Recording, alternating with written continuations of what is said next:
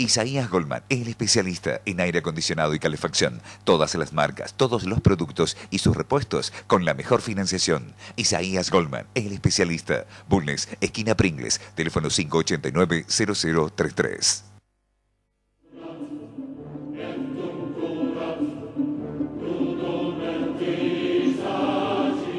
Bienvenidos a Palabra de Honor, programa de política, economía y temas en general, por la pantalla de Canal C. Hoy tenemos un programa especial porque tenemos un invitado especial, el doctor Carlos Airavedian. Doctor, bienvenido, muchas gracias por haber aceptado. No, gracias a usted por el honor que me ha dispensado. El doctor Airavedian es periodista, conductor televisivo, uno de los abogados penalistas que mayor tiempo ha transcurrido en el foro local, tengo entendido. Creo que soy el más antiguo en Córdoba.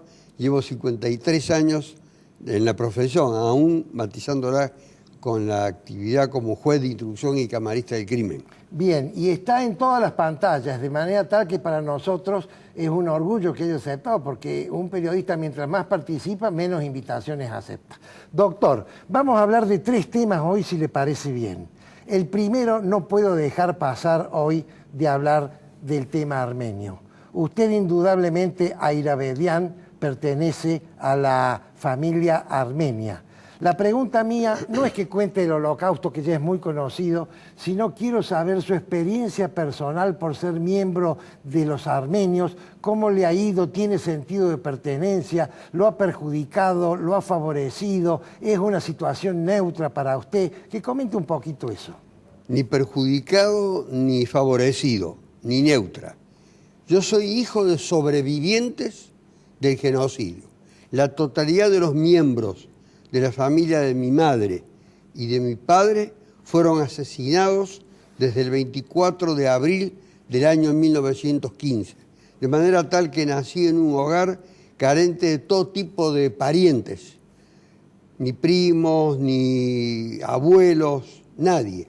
2 personas aisladas del mundo en la más absoluta soledad y desamparo, se unieron en la Argentina, que era un país que le abrió sus puertas a miles y miles de inmigrantes, entre ellos a los armenios, que fueron siempre muy bien tratados en la República Argentina.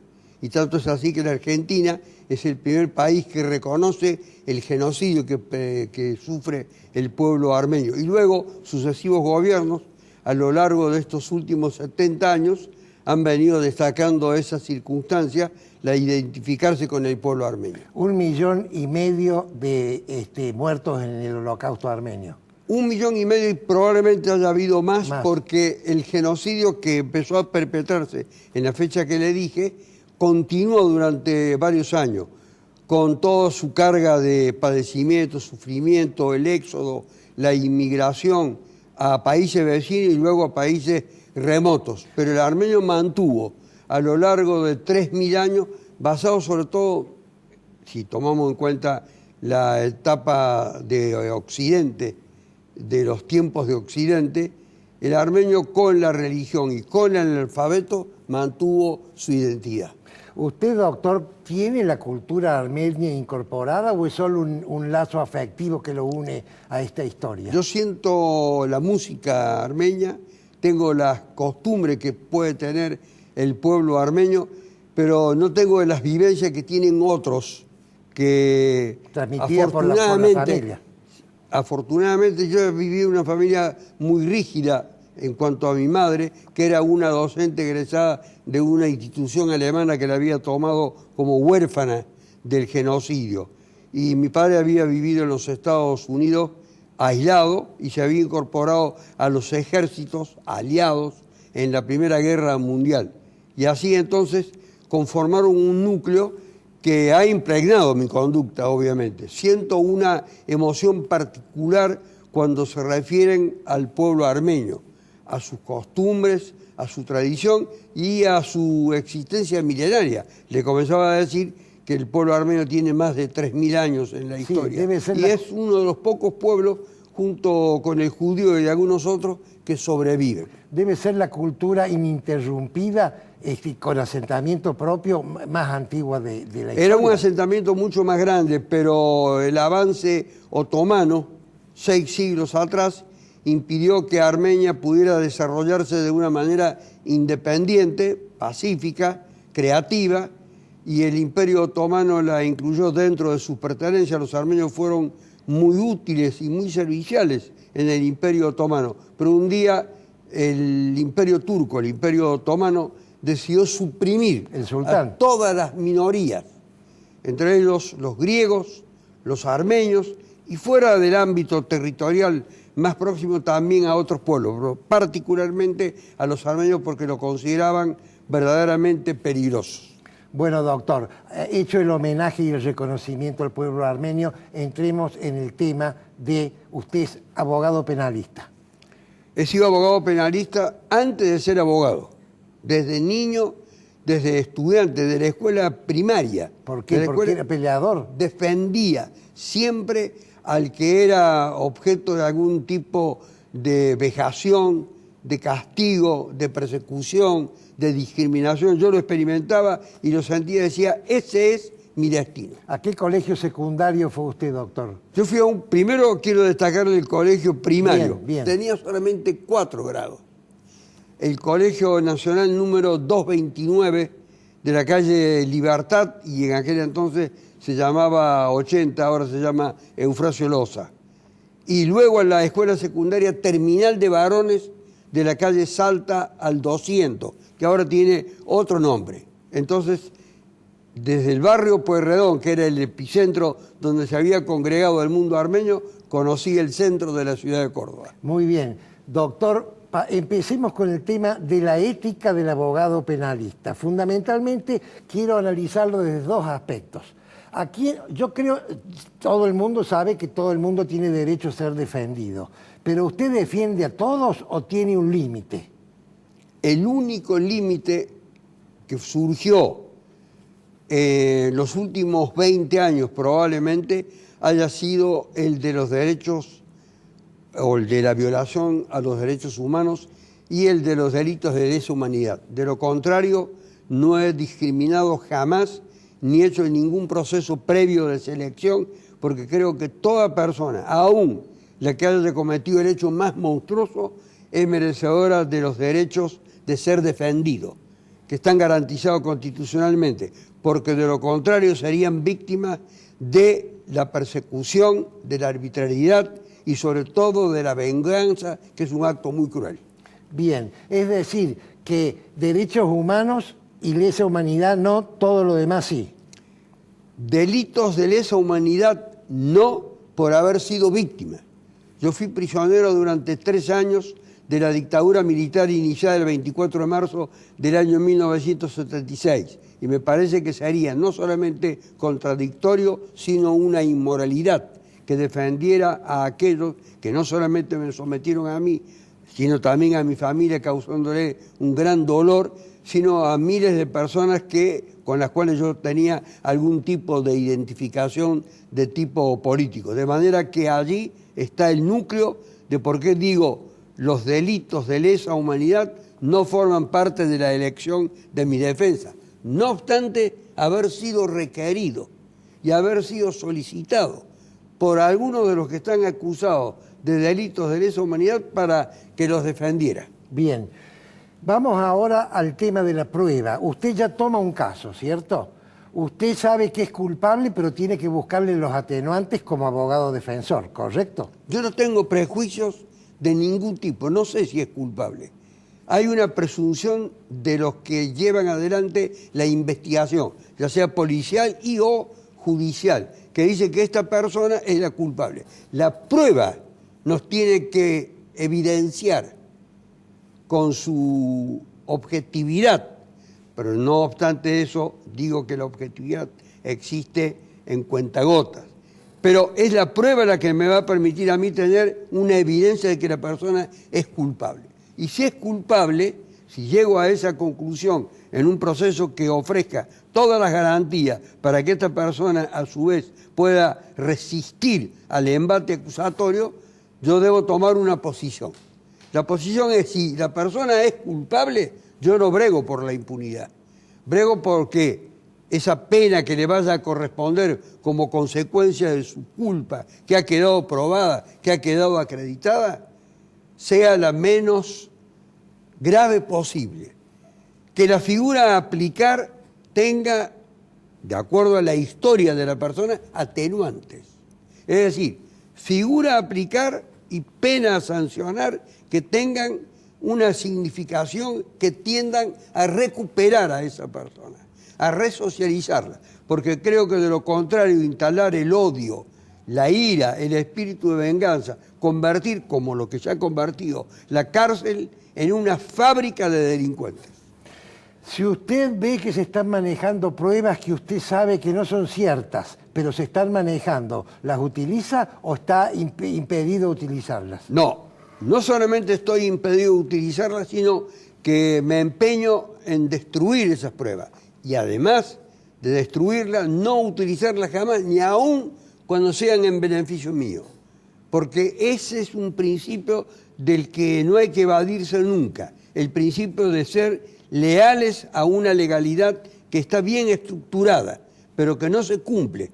Y no se cumple como consecuencia de que hay un espíritu de reacción en los magistrados, que a su vez se expresan a ciertos sectores de la sociedad, tendiente a castigar duramente al que ha delinquido. Y en esa dureza hay un exceso, y en ese exceso hay una desvirtuación de la finalidad del proceso penal. Bueno, última pregunta de este bloque, doctor. La chicana legal, utilizar todos los ardides que le da la ley para demorar los juicios y entorpecer el juicio, ¿es válida? No, la chicana es un acto perverso, es un acto cínico, es un acto de hipocresía con el sistema. Lo que hay que utilizar son los recursos que la ley ha disciplinado. La ley está creada por legisladores que a su vez han sido ilustrados por tratadistas, por profesionales del derecho, por profesores universitarios, por hombres eminentes que le han dado las bases para crear los códigos de procedimiento y el código de fondo, que es el Código Penal. De manera que ahí están todos los elementos que el abogado puede y debe legalmente utilizar. No es la postergación indefinida, porque en algún momento se va a resolver la causa. ¿Usted ha sido profesor, doctor? No, no he sido profesor nunca. Pareciera que lo ha sido. No, simplemente los amigos profesores me invitan a su cátedra, y la semana pasada estuve en una del doctor Alejandro Sánchez Frente, que me invitó a su cátedra de Derecho Penal Segundo. Bueno, hacemos un pequeño corte y seguimos en el segundo bloque.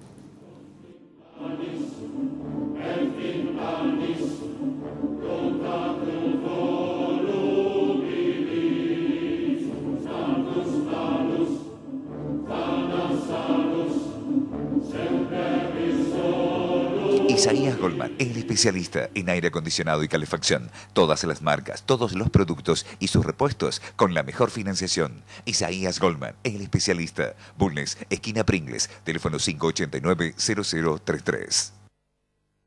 Centro Tomografía Computada Córdoba Sociedad Anónima. Instituto Ulton, líder en diagnóstico por imágenes. Primer instituto de cirugía ambulatoria mínimamente invasiva del interior del país. Avenida Vélez Arfiel 562, Córdoba, Argentina. Teléfono 0351-426-7700.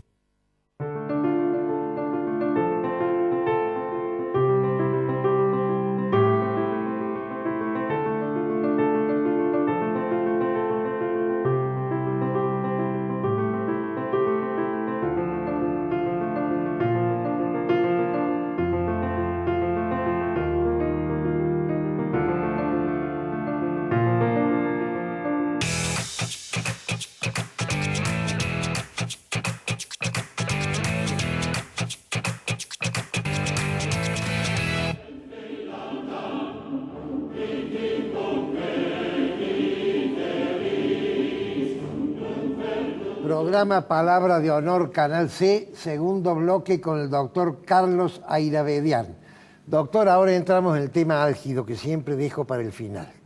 La justicia argentina y fundamentalmente la justicia federal y en el caso de Córdoba la justicia anticorrupción, en mi opinión, no funciona. Yo quiero su opinión, doctor.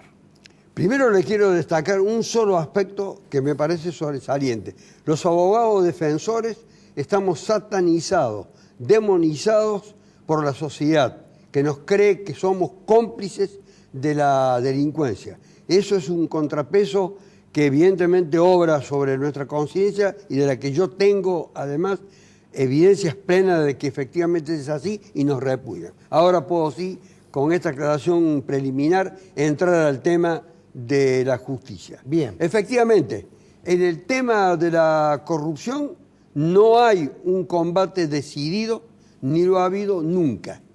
Hay compromisos, hay vínculos, hay afinidades, hay principios que se comparten y hay también una pertenencia a un núcleo social dominante. Lo ha sido siempre así. Además del poder político, el núcleo social.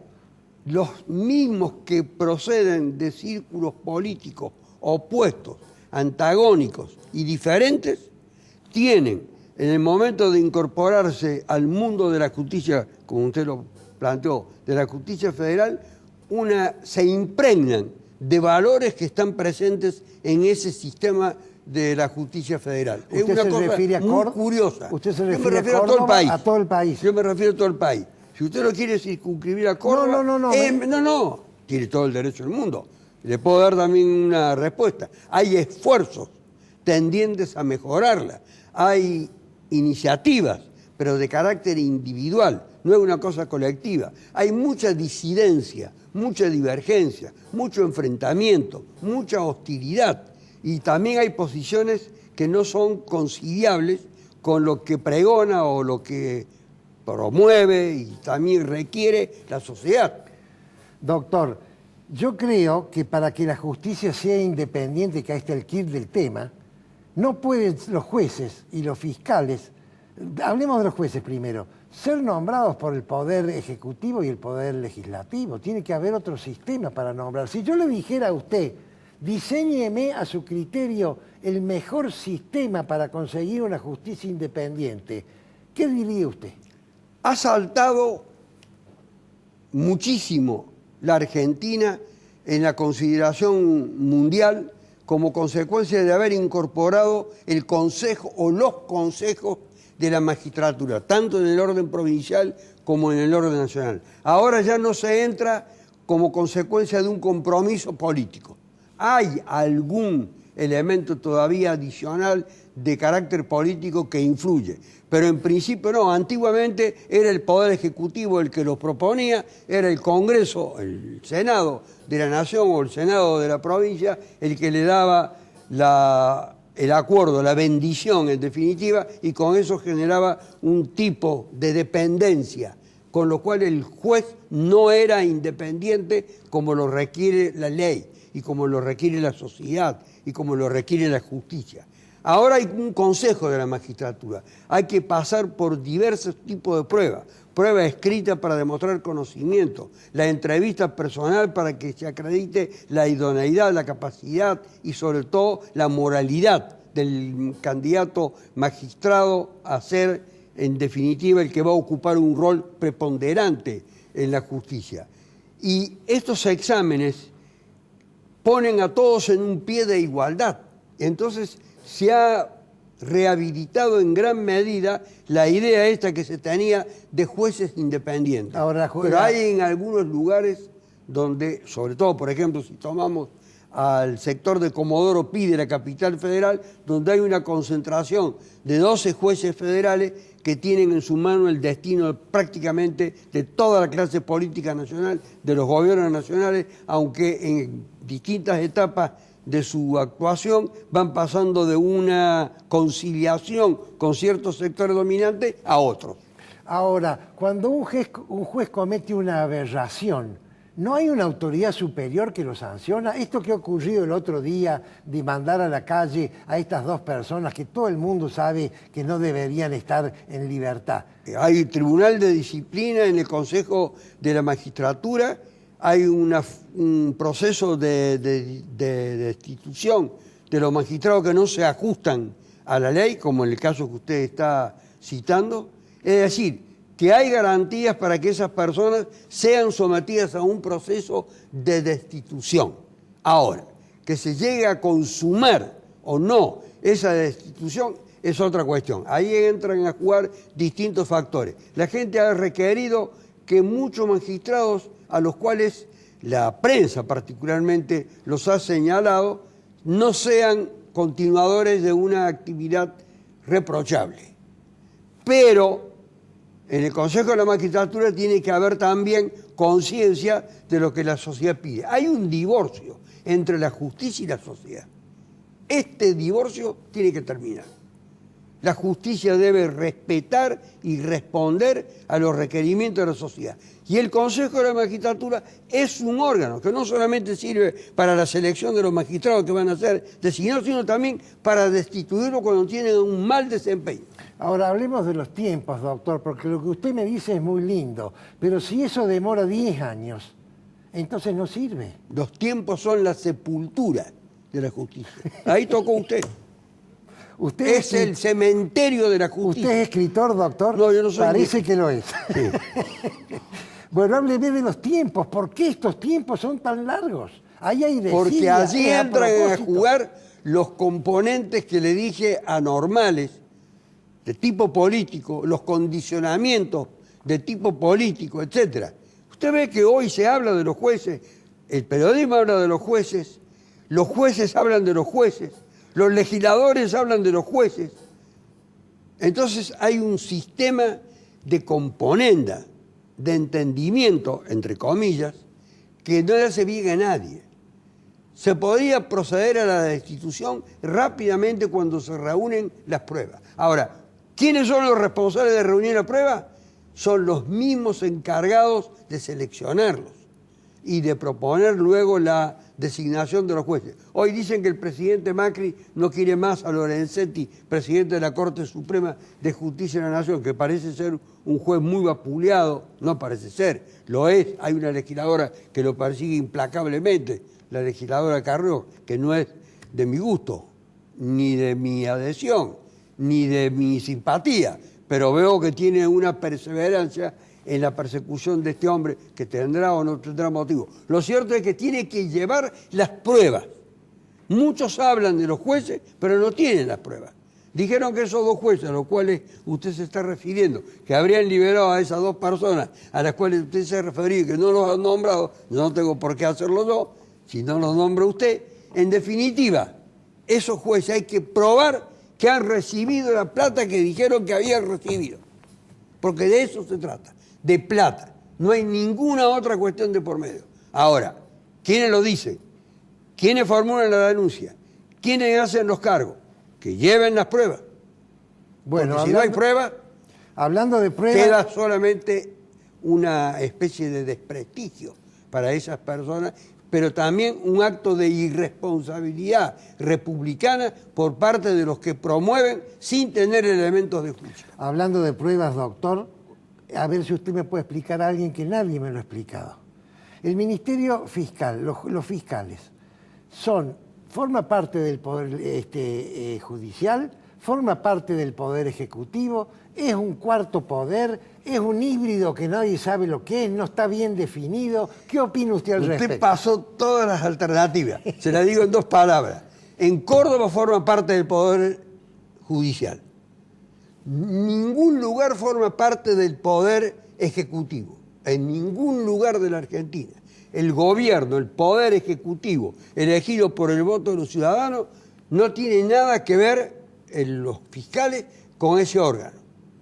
La tripartición, Poder Ejecutivo, Legislativo, Judicial. En Córdoba pertenecen al Poder Judicial. Hay una incidencia, una injerencia y una influencia del Tribunal Superior sobre los fiscales. Eso es inocultable. en el orden nacional desde la reforma del año 1994, es un poder que no tiene nada que ver con el Poder Judicial, es un poder independiente. Sin embargo, la influencia del poder político determinó que la procuradora Gil Carbó se tuviera que ir. Si tenía o no tenía merecimiento para permanecer en el cargo, o si tenía o no tenía esos merecimientos para ser expulsada del cargo, debieron haber hecho el proceso de destitución.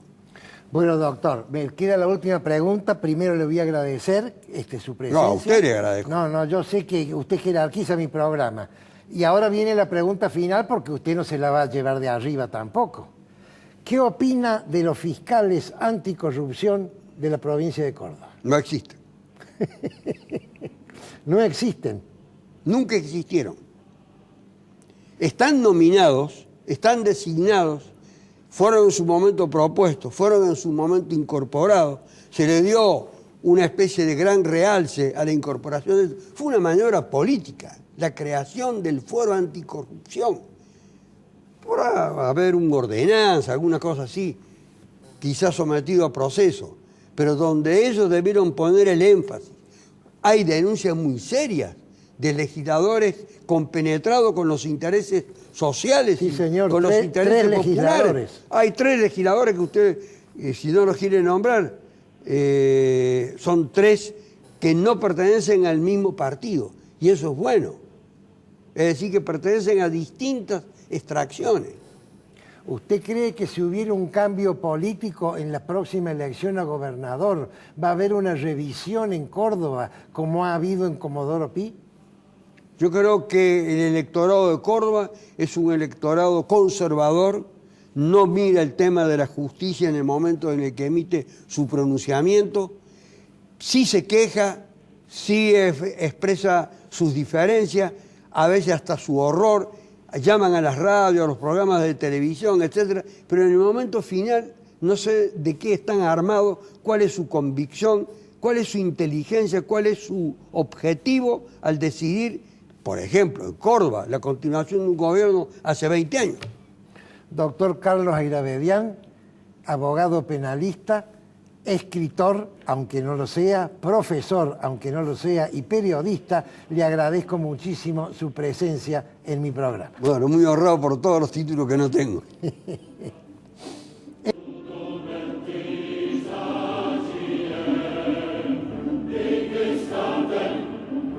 Okay.